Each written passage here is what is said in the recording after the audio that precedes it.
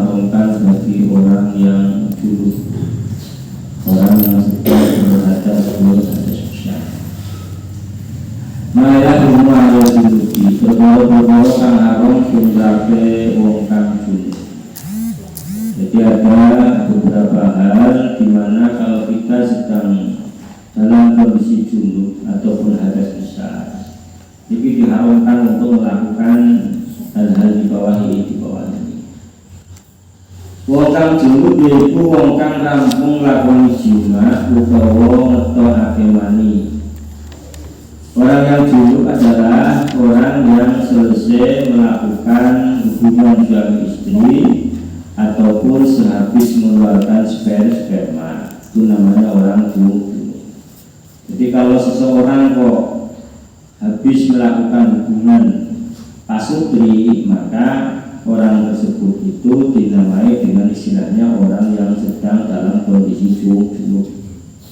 Atau orang kok mengeluarkan sperma dengan jalan apapun, mungkin dengan jalan mimpi ataupun dengan jalan selain itu.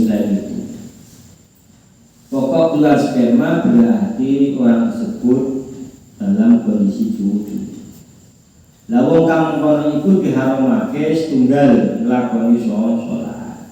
Orang yang hadas besar semisal junub ini diharapkan untuk mengerjakan sholat. Jadi sholatnya beda dosa. Haram. Kemudian yang kedua adalah nglakoni tawaf. Yang kedua adalah melakukan tawaf mengitari Ka'bah. Karena sholat dan tawaf itu sama, syaratnya harus dalam kondisi suci. Orang tawaf dalam kondisi hadas besar, misal junub, itu sholatnya enggak sah, bahkan dihukumi haram dengan arti dosa. Kemudian yang ketiga adalah bepok Al-Quran, menyentuh, memegang Al-Quran. Jadi menyentuh saja, menyentuh Al-Quran itu yo hukumnya dosa haram bagi orang yang junub. Kemudian yang keempat adalah nggawa Quran, membawanya. Menyentuh saja haram, lebih-lebih membawa. Jadi nggawa Quran, nyangking padahal dalam kondisi junub, dalam kondisi sedang hadas besar. Maka orang tersebut itu dosa untuk membawa Quran. Yang kelima adalah maca Al-Quran kelawan nejo maca.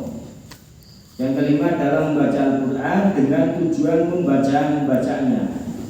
Memang sengaja bertujuan membaca Al-Quran.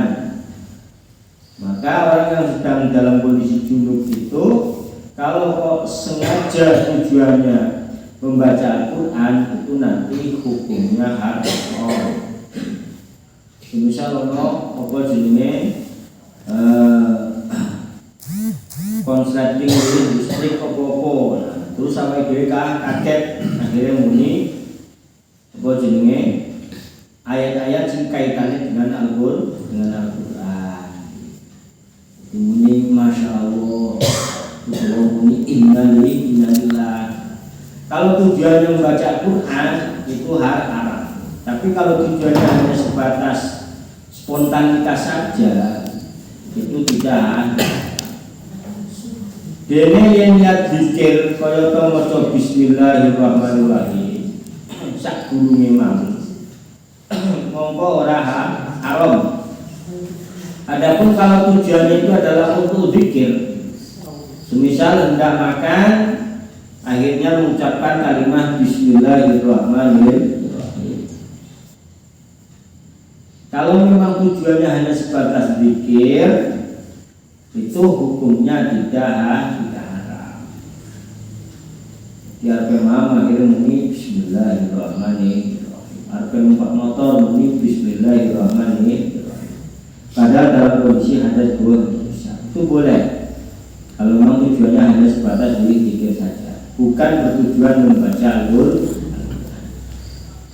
Lan yang terakhir tapi meneng ono ing dalem masjid. Meneng sak jerone berdiam saja, berdiam menentok nang jero masjid bagi orang yang hadas besar itu hukumnya haram. Mek menentok. Bagi orang yang hadas besar menentok itu hukumnya haram. Itu diantaranya 6 hal di mana seseorang kalau hadas besar semisal itu diharamkan untuk melakukannya. Kitab yang selanjutnya halaman 120 masih berkaitan dengan obat. Bismillahirrahmanirrahim. Qala sallallahu alaihi wa sallam amin. Subhanaka la ilaha illa anta innaka antal alimul hakim. Bismillahirrahmanirrahim. Fa anta mongko tekalane ngamal siro mempraktekkan. Ngamal itu maksudnya mempraktekkan. Faida anta mongko tekalane ngamal siro ai ngamilta tegese ngamal siro. Ngamilta tegese ngamal siro lakokne siro ma ing barang wasofnahu kang wis nyifati ingsun ing yoma wasofnahu kang wis nyifati ingsun ing yoma wa barokta lan bersihaken siro wa barokta lan bersihaken siro al-qalba ing ati an ikhtiyari misliha saking ikhtiar misile dulu ando saking milih ngelakoni sepadane dosa, membersihkan hati dari memilih untuk melakukan dosa yang semisalnya yang sejenis. Kapan bil mustaqbali ing dalem mongso kang bakal teko. Jadi wis pokoke atine wis bener-bener bersih sampai di masa yang akan datang itu pun tidak terbersih untuk melakukan dosa yang sejenis. Nah kalau memang sudah demikian, awake dhewe niku kok wis lakoni apa sing diterangke ning Imam Ghazali kemarin. Kemudian membersihkan hati kita dari berusaha untuk melakukan dosa yang sejenis di masa-masa yang akan datang. Faqad kharajta mongko teman-teman wis metu sira. Faqad kharajta mongko teman-teman wis metu sapa sira minal dunubi saking dosa kulliha sekabehane dunub. Iku ternyata minal dunubi wonten dosa. Kulliha sekabehane dunub. Pancrenisme berarti kita benar-benar telah keluar dari seluruh dosa. Berarti wis steril, wis bersih. Wa in hasolatan lamun hasil siro, wa in hasolatan lamun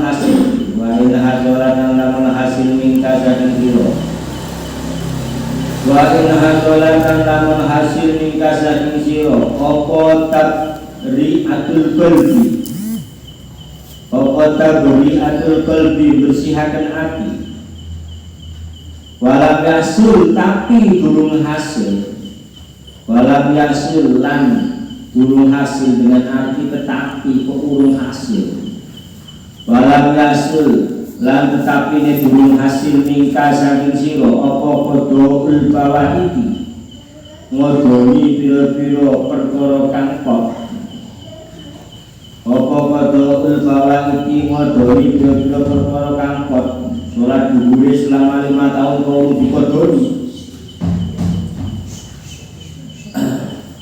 utawa lek nemu kelapane tanggane urung jaluk halal ya kodokul bawah itu maksudnya itu banyak tergantung varian dosa yang dikerjakan. Wa irda'ul khusumi lan gawe ridhone pira-pira musuh. Wa irda'ul khusumi lan gawe ridhone gawe legane pira-pira musuh. Fattabi'atu mongko dai pira-pira tuntutan. Fattabi'atu mongko dai pira-pira tuntutan yang besok menuju kiamat.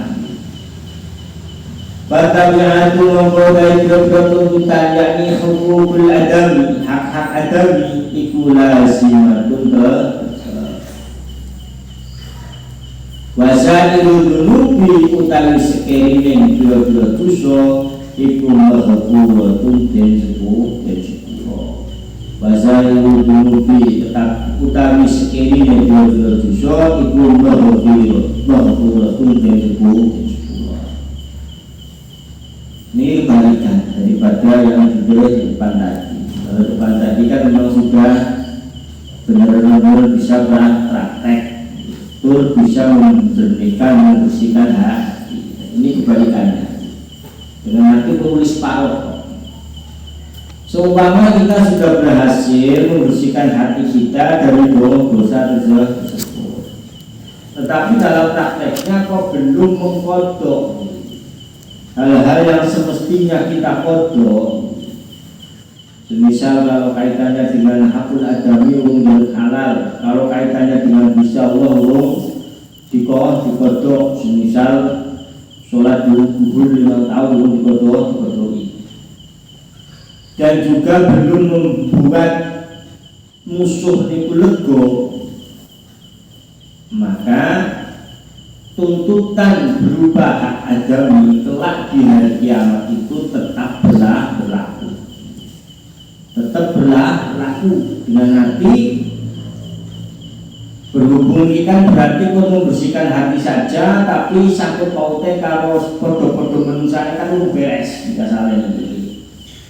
Jadi wakin hasil tamin kata di atur kolbi sampai selesai ini, maksudnya itu antara dia dengan Allah memang sudah beres, tetapi antara dia dengan sesama umat manusia itu urung beres.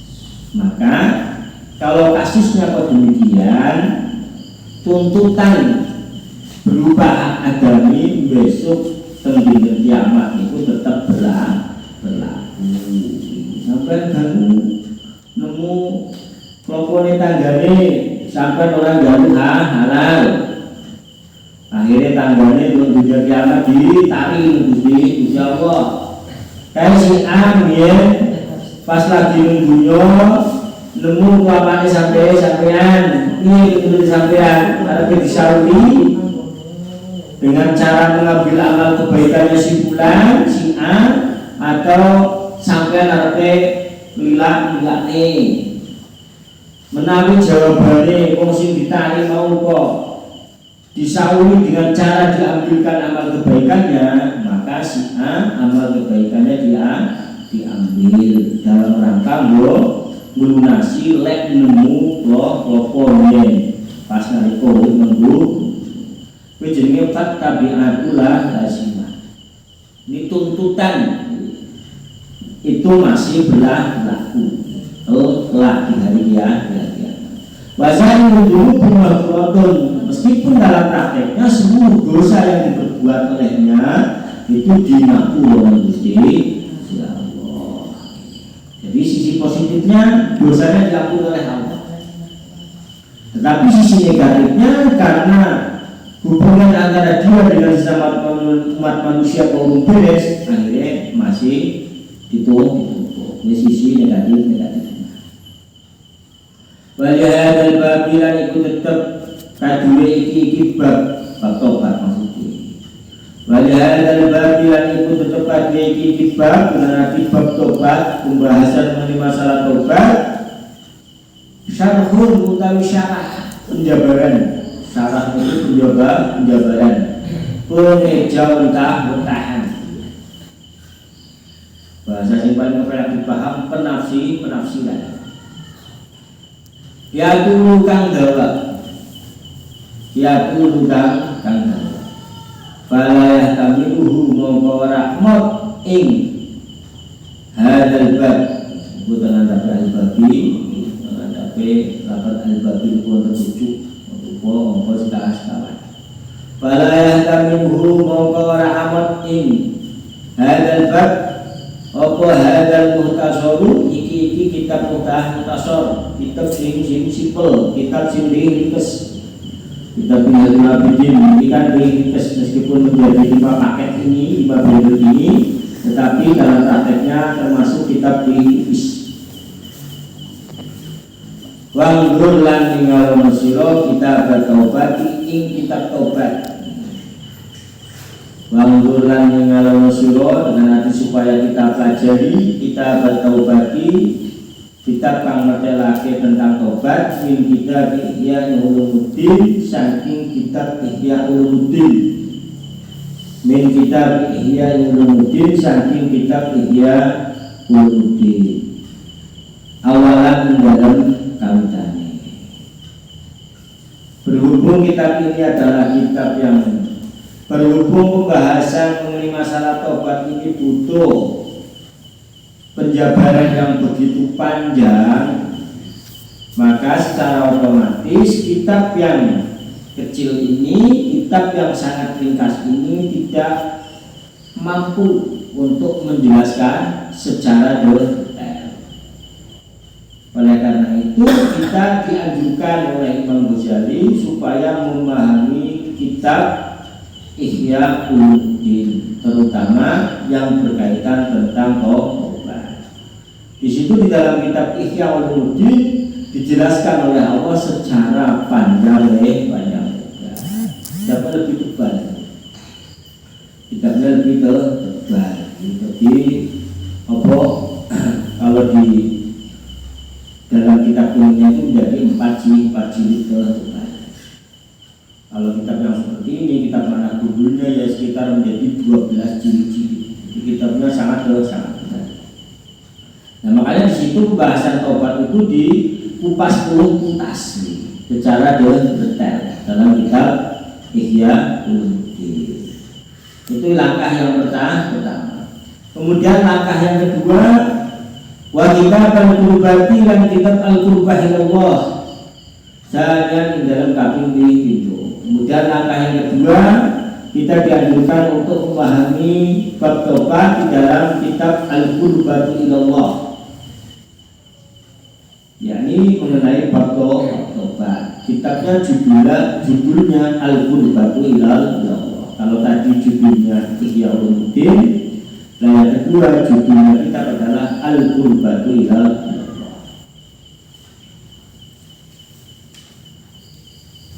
Wa kitab al-Ghayatul Quswa lan kitab al-Ghayatul Quswa salisan dalam ambal kaping ini. Kemudian yang ketiga, kita dianjurkan memahami bab taubat di dalam kitab Ghayatul Quswa.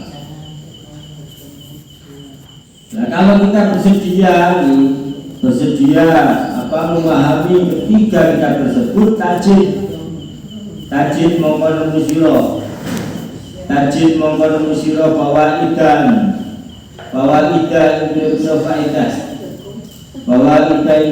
faidah kasiro dan kanake wasyarhan dan penjelasan jamban kang akeh. Kalau kita bersedia memahami ketiga kitab tersebut, maka kita akan menemukan manfaat yang begitu banyak dan juga penjelasan yang begitu banyak, penjabaran yang begitu banyak. Walau dari perkara karena hutang nutur ingsun alladhi ing joma dan alladhi maksudnya itu dulu kan alladhi maksudnya langkah. Walau dari perkara karena kamu nutur ingsun ing alladhi maksudnya cuma belakang mak itu maknya nggak ada orang maknya lebih ujungnya maling mak. Walau saya berkorol karena kamu tulisin alladhi itu juga kita sangat wajib mana di kelowong nanti mendapat lagi kan itu untuk nomor uang balik maning, namanya diusap. Gunai dalam kene, yang kene kitab wal asli yaitu asal. Gunai dalam kene wal asli yaitu asal. Di dalam faktor bakti. Alladzi la budda kang ora kena ora, alladzi la budda kang ora kena ora iku wujud. Alladzi la budda kang ora kena ora iku wujud min husaking alladzi. Min husaking al aslu iki. Jika al aslu. Min husaking al aslu. Min husaking al aslu wa billahi lan kelawan Allah atau biku utawi biku. Sementara yang dijelaskan oleh Imam Ghazali dalam kitab Minhajul Abidin ini itu adalah hanya sebatas pokok-pokok yang wajib diketahui oleh semua orang. Jadi apa yang dijelaskan oleh Imam Ghazali kemarin mengenai babakan tobat itu hanya inti-intinya saja. Itu merupakan pola dan pola dasar yang wajib diketahui, dipahami, dimengerti oleh siapapun. Itu hukumnya wajib memahami kaitannya dengan tobat dalam pembahasan kemarin. Artinya di sini Ghazali tidak bisa menjelaskan secara panjang lebar karena tujuan penulisan kitab ini itu kitab yang simple tapi berbobot. Kalau dijelaskan pada lebar lagi menjadi kitab yang tebal lagi karena akhirnya orang dalam tadi orang sesuai kalau pengulikan awal ini kitab bahwa beliau itu akan menjelaskan menulis sebuah suruh torikoh secara simpel. Kok seumpama dijelaskan secara panjang lebar yang menjadi kitab yang sangat besar lagi, otomatis menyalahi prosedur awal.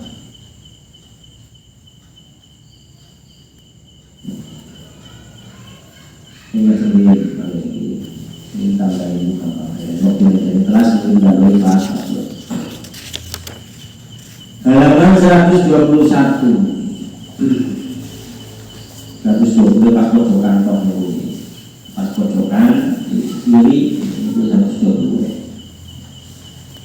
Yang siro wis nglakoni apa kang isin nerangake manakala kita telah mengamalkan apa yang dijelaskan oleh Imam Ghazali kemarin mengenai tobat.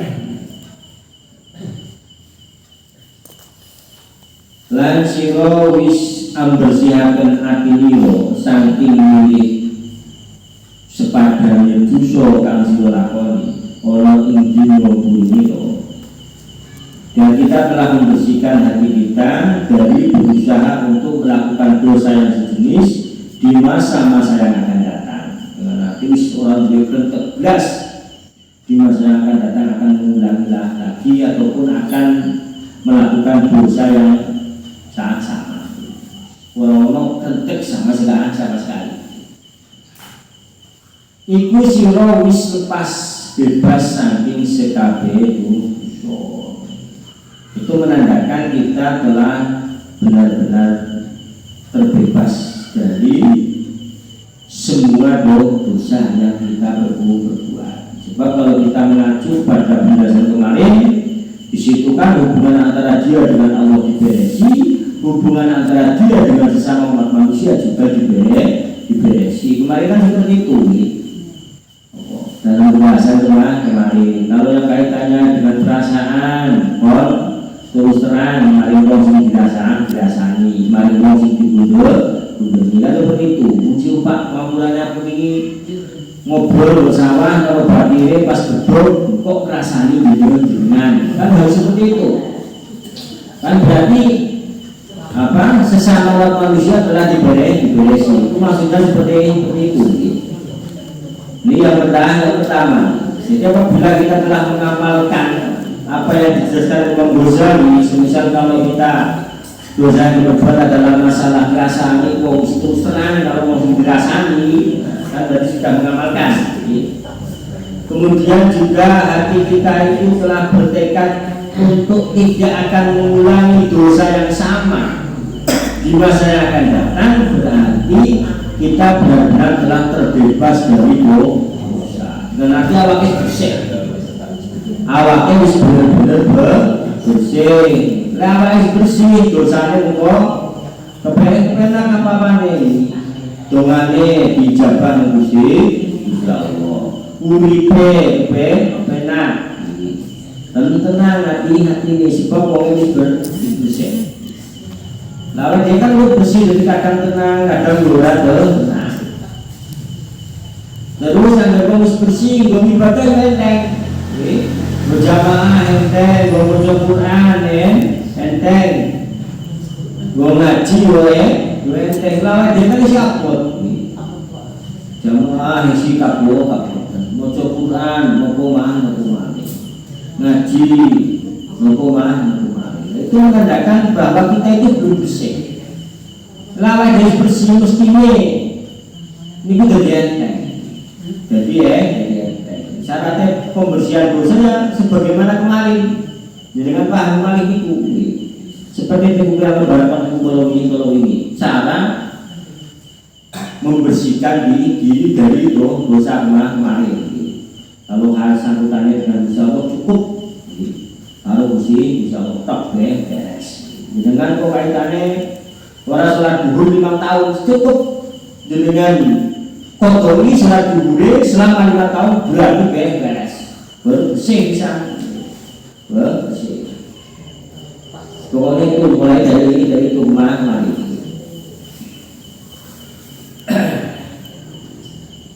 Yang jelas bisa ngasilake bersih hati, nanging durung hasil ngodoni kewajiban-kewajiban kakon.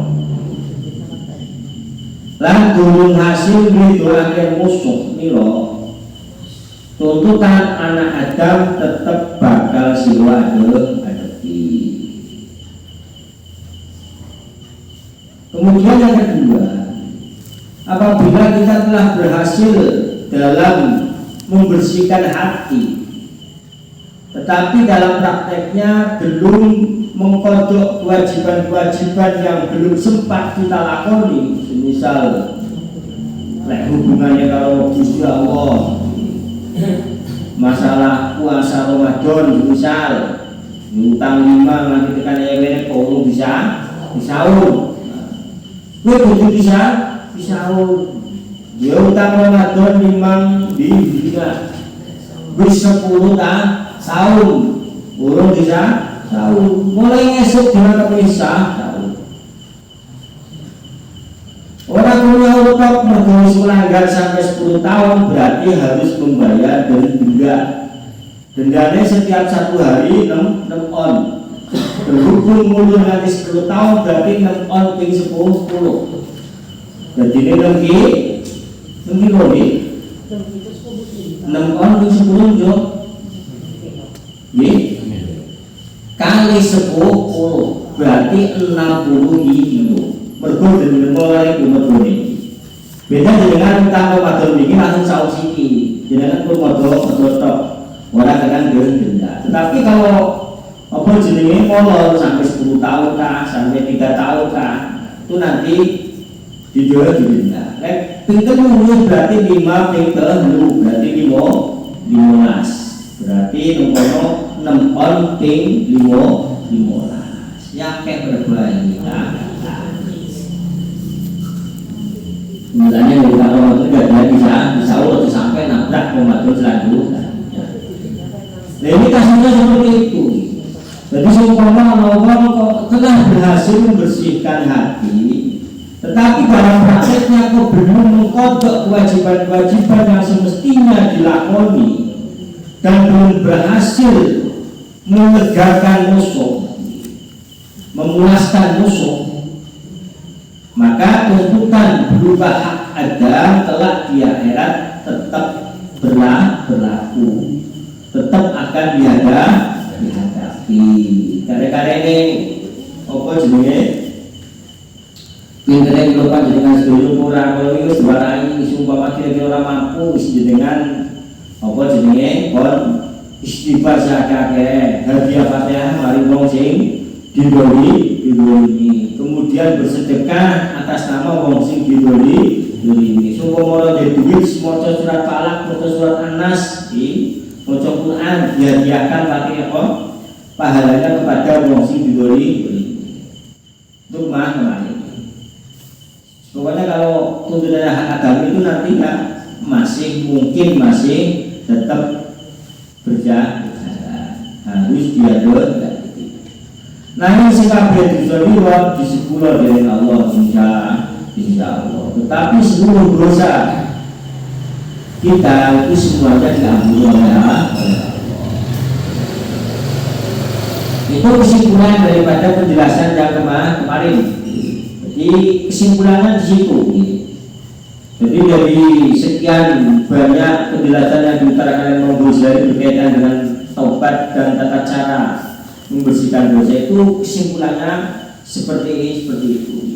Jadi kalau kita mengamalkannya kemudian bertekad untuk tidak mengulanginya lagi, berarti sudah bebas, sudah benar-benar stay.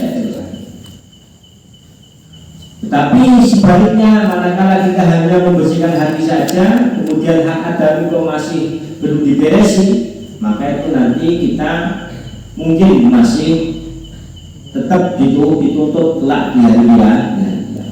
Meskipun dalam prakteknya seluruh dosa yang kita berbuat akan diampuni oleh Allah Subhanahu wa Ta'ala. Bab ini dalam banget pembicaraan.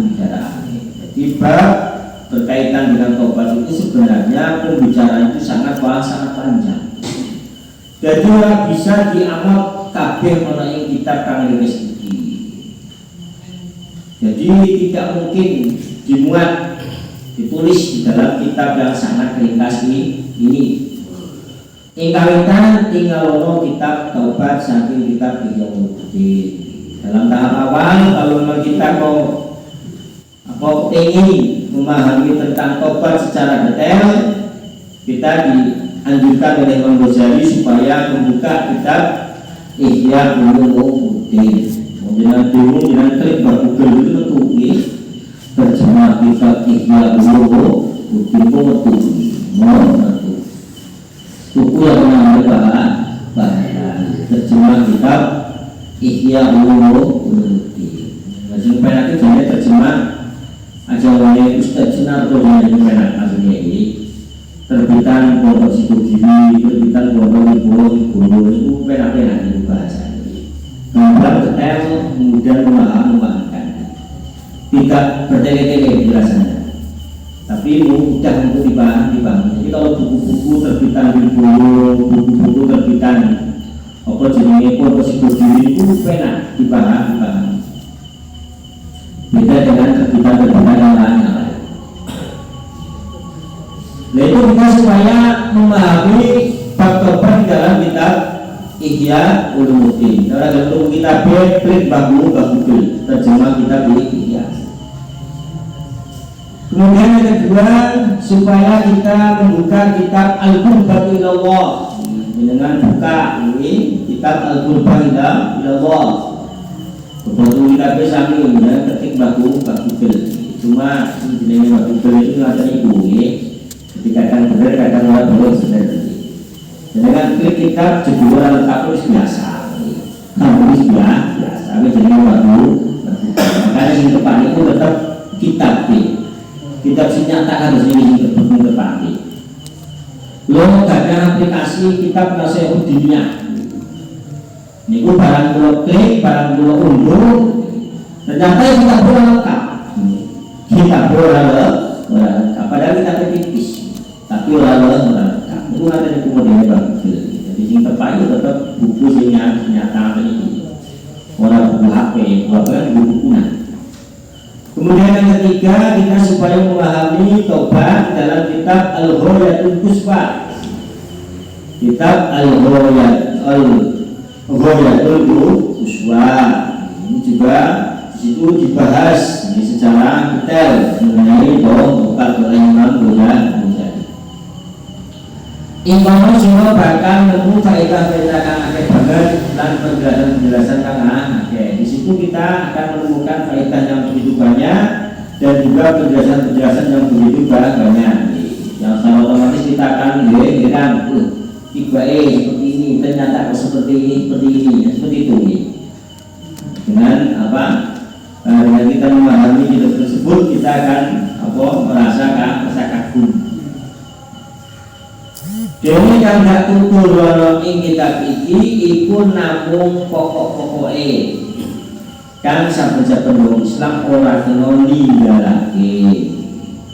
Adapun yang dijelaskan oleh Imam Ghazali dalam kitab ini, nanti kitab Minhajul Abidin, itu hanya sebatas inti-intinya saja yang wajib diketahui oleh umat Islam. Pokok ngaku Islam mestinya itu memahami tentang pokok-pokok daripada taubat ini. Yang kemarin kemarin. Wabillahi taufiq, hanya kepada Allah lah kami minta pertolongan. Itu diantara ini. Mudah-mudahan bermanfaat. Mudah-mudahan keluarga dengan baik ini mudah dari Allah untuk tobat sehingga lebih wasi bersih ya bagi Allah. Amin. Al-Fatihah.